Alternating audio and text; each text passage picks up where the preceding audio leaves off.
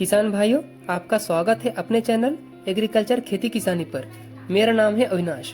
दोस्तों, मूली की खेती में सबसे बड़ी जो समस्या है वो है मिट्टी में पाए जाने वाले कीट, रूट मैगोट इंसेक्ट। इस कीट के कारण हमारी मूली की खेती पूरी तरह से बर्बाद हो जाती है।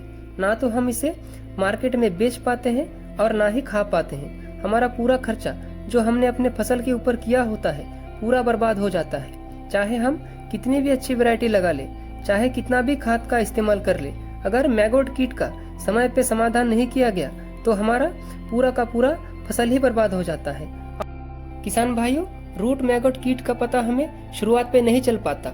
इसका पता हमें बाद में चल पाता है जब हमारा फसल खराब हो चुका होता है, क्योंकि रूट मैगोट कीट मिट्टी के अंदर पाया जाता है।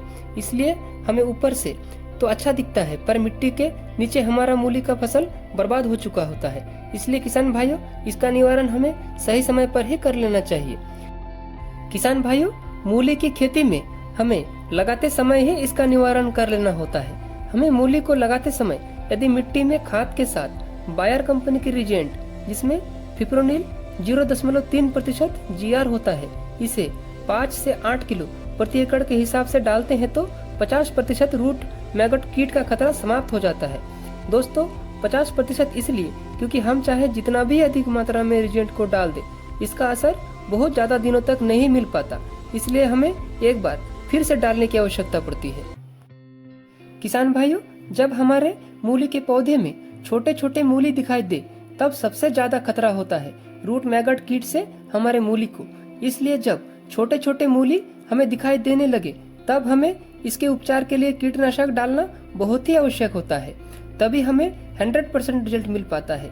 इसके लिए हम रिजेंट का ही खाद में मिलाकर या रेत में मिलाकर इस्तेमाल कर सकते हैं। इसके अलावा यदि आप ड्रिप के माध्यम से खेती किए हैं तो आप लिक्विड फिप्रोनिल का भी इस्तेमाल कर सकते हैं। मार्केट में बहुत सी कंपनियों के लिक्विड फिप्रोनिल हमें मिल जाते हैं। आपको जो भी अच्छा लगे आप डाल सकते हैं। लिक्विड फिप्रोनिल को आप 500 ml प्रति एकड़ के हिसाब से ड्रिप के माध्यम से डाल सकते हैं। यही सबसे बेस्ट तरीका है और सबसे सही समय जब हमारा मूली छोटा सा ही रहता है। इस समय ड्रिप से फिप्रोनिल डालने से हमें 100% रिजल्ट मिलता है और हमारा मूली खराब होने से बच जाता है। यदि बहुत ज्यादा मात्रा में अटैक है आपके खेत में रूट मैगोट कीट का, तो आप अपने खेत में 7 दिन के बाद फिर से एक बार इसे डाल दें ताकि खतरा पूरी तरह से समाप्त हो जाए।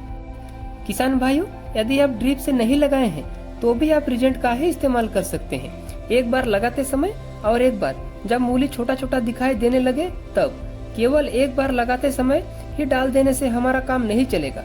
हमें 100% रिजल्ट लेना है तो 2 बार डालना ही पड़ता है, तभी हमारा फसल पूरी तरह से सुरक्षित हो पाता है रूट मैगोट कीट से।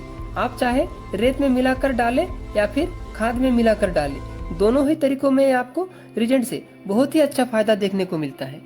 रिजेंट का इस्तेमाल करके रूट मैगोट कीट को काफी हद तक कंट्रोल किया जा सकता है। 100% तो मैं नहीं कहूंगा, क्योंकि बिना ड्रिप के हम बार बार नहीं डाल सकते।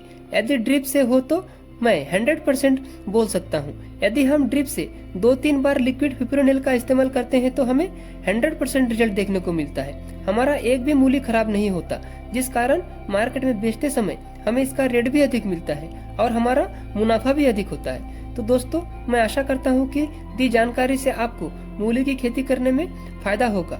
मिलते हैं किसी नए वीडियो में किसी नए टॉपिक के साथ। तब तक के लिए जय हिंद, जय किसान।